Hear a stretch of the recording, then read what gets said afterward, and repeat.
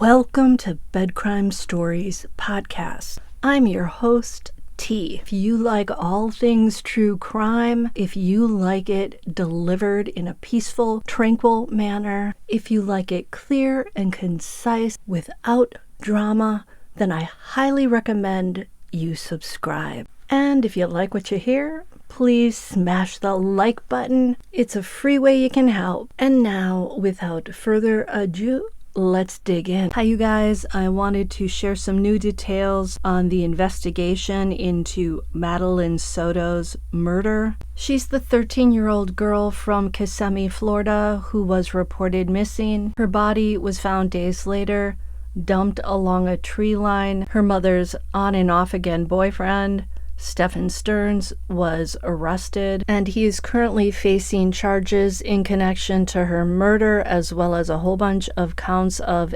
SA against her. Well, on Wednesday, new documents, more than 900 pages of them, from the investigation were released from the state attorney's office. And in those documents, new details have been revealed. On February 26, investigators obtained surveillance video that shows a trash compactor where a tread from Stephan Sterns' car and objects belonging to Madeline Soto were eventually found. Her belongings included a black backpack and her laptop from school. Investigators are saying that Sterns was caught on video throwing these objects into the trash compactor on the morning of Madeline's disappearance. Minutes later, Sterns was caught on surveillance video driving away from the neighborhood in Kissimmee.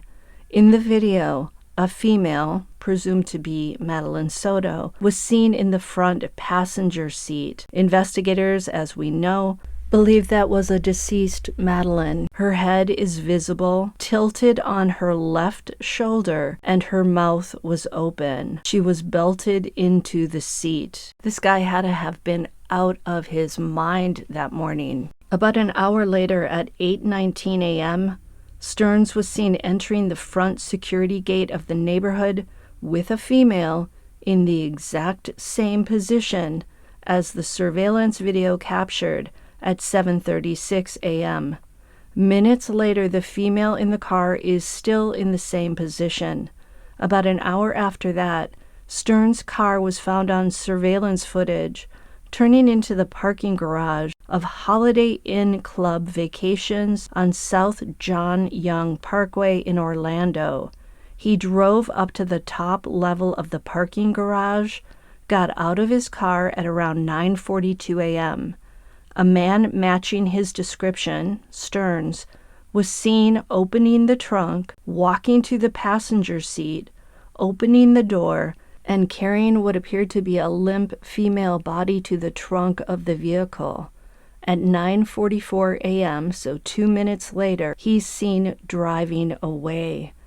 And we know that after days of searching, Madeline's body was eventually found off of Hickory Tree Road in St. Cloud. And that's the area where Sterns was reportedly seen changing a tire on the day that Madeline was reported missing. In the documents, it says that an officer noticed that near a line of bamboo trees was what appeared to be a pair of blue jeans. The document says, quote, "As we got closer, we noticed what appeared to be a body. The top half of the body was covered by a green-colored hooded sweatshirt, and the bottom half was covered with blue jeans.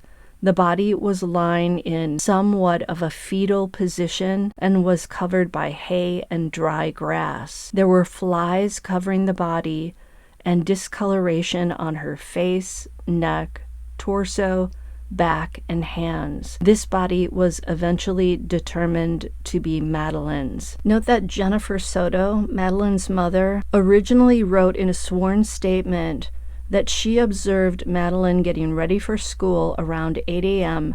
on February 26th, the day Madeline was reported missing. But in a later interview with detectives, Jennifer denied seeing her daughter that morning and instead heard someone in the kitchen who she assumed was Madeline. Jennifer told investigators the last time she actually saw Madeline was around 11 p.m. the prior evening when she sent the teen, get this, to go to bed with Sterns in an upstairs bedroom of their Kissimmee apartment. And by the way, there were other roommates living in the condo as well. How does this guy pull this off with supposedly nobody in that house noticing? The mother reportedly said that was a common arrangement when she needed to get a good night's rest. Nobody's gonna like Jenn Soto. That is not a popular move to make. Send your daughter to sleep in a bed with your boyfriend, ex-boyfriend, partner, stepfather, yada yada yada. Jenn Soto has proven herself to be a bit of a liar. I would say this is a desperate woman, desperate to keep a lowlife kind of dude. Now we know that Sterns told detectives he dropped Madeline off near Hunters Creek Middle School at 8:40 a.m. But around that same time, the investigators are saying a license plate reader detected Sterns' car miles away from the school. Now, when Jennifer and Stephan briefly broke up in late 2023, Sterns would still allegedly sleep at the Soto house and in bed with Madeline. And this is according to a woman that Sterns used to work with and briefly dated. In the documents, it says, quote, "The woman said Stephan Sterns justified this behavior by saying he needed to cuddle with her so she could fall asleep." The woman further recalled a conversation she had with Stephan Sterns where he told her that he woke up in the bed with, the name is redacted, but I think we can assume that it was Madeline. And it says that Stephan Sterns had a situation where he woke up aroused, shall we say, and he had to turn around in the bed. The woman felt the comments Sterns made to her about sleeping with, redacted, were inappropriate, and she stopped talking to him shortly after they were made. Very perceptive woman. Why couldn't Jenn Soto be that perceptive? Report also says that the day before Madeline was reported missing, Sterns presumably slept in the same bed as Maddie. It's also mentioned somewhere in these 900 pages that Madeline's period was late by about 2 weeks. This, according to one of her friends. That friend had no idea that Madeline was engaged in any type of these activities, if you know what I mean. Sounds like Madeline did not tell anyone. I think there's one reason for that, and it might have been shame. She might have felt shameful, even though this was not at all her fault. So I want to go through the timeline with you right now of the day that Madeline was reported missing. At 7:35 a.m., investigators are saying surveillance video shows Stephan Sterns throwing a trash bag out at a trash compactor at the Venetian Bay Villages complex, 7:35. 7:50 a.m. Surveillance video shows Sterns' Lincoln vehicle leaving the apartment complex through the rear gate. A man in a red shirt is seen in the driver's seat, Sterns, while someone in a green sweater is in the passenger seat, sitting upright but slumped over with her mouth ajar. At 8:10 a.m., Sterns' gray Lincoln is observed by a license plate reader near the Osceola County line on John Young Parkway, heading south. At 8:19 a.m., the Lincoln is seen entering Venetian Bay Villages again through the front entrance on Hoagland Boulevard in Kissimmee. And once again, someone is seen on surveillance video slumped over wearing a green sweater with her mouth ajar. At 8:31 a.m., surveillance video shows Stephan Sterns' Lincoln once again leaving the apartment complex through the rear gate. A man in a red shirt is in the driver's seat, while the passenger in the green sweater is sitting upright in the passenger seat, but slumped over. At 8:40 a.m., Sterns claims he dropped Soto off at school. He says that he dropped her off at the intersection of Lilac Cove Lane and Town Loop Boulevard so that she could walk the rest of the way to school. This did not happen. At 9:16 a.m., Surveillance video shows a car believed to be Sterns passing an Exxon gas station at 5051 Gateway Avenue. At 9:40 a.m., the Lincoln is shown entering a parking garage of an office building on John Young Parkway. This is where the car travels to the upper level. Somebody gets out of the car, opens the trunk, removes a body that appears to be limp from the front passenger seat, and places it in the trunk. 10:05 a.m., Sterns' gray Lincoln is observed near the Osceola County line on John Young Parkway heading south. At 11:48 a.m., Sterns' gray Lincoln is observed near the Osceola County line, still heading south on John Young Parkway. At 1:05 p.m., Sterns' gray Lincoln is observed going eastbound at US 192 and Pecan Street in Kissimmee.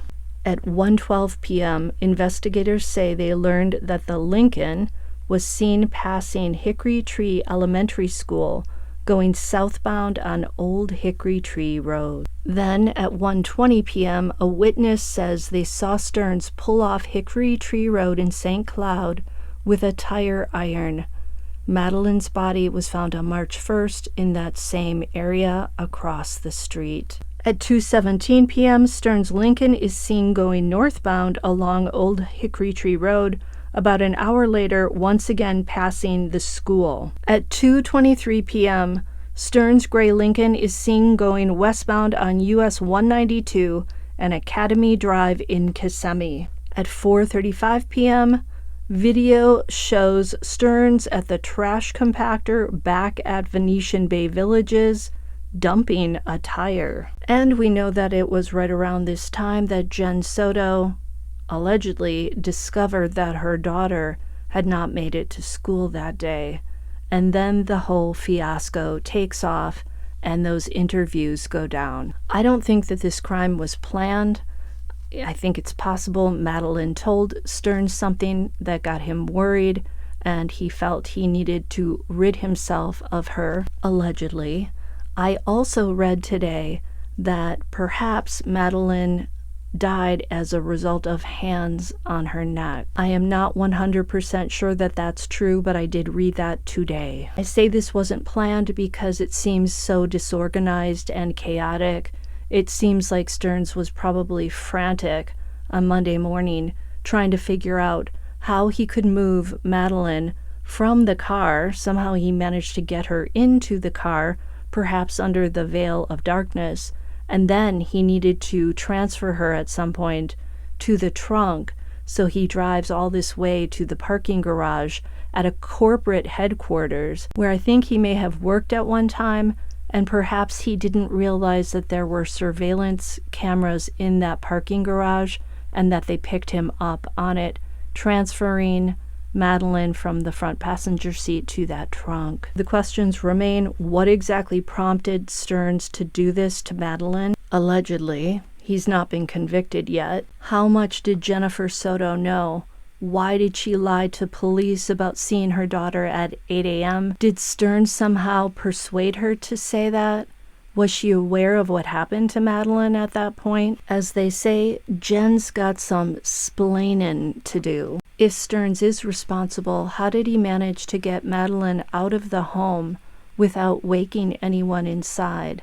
Again, there were additional roommates. How did no one in Madeline's family, all the relatives who were at her birthday party, how did none of these people realize that something was going on with Madeline, that she was being essayed for years at the hands of this monster?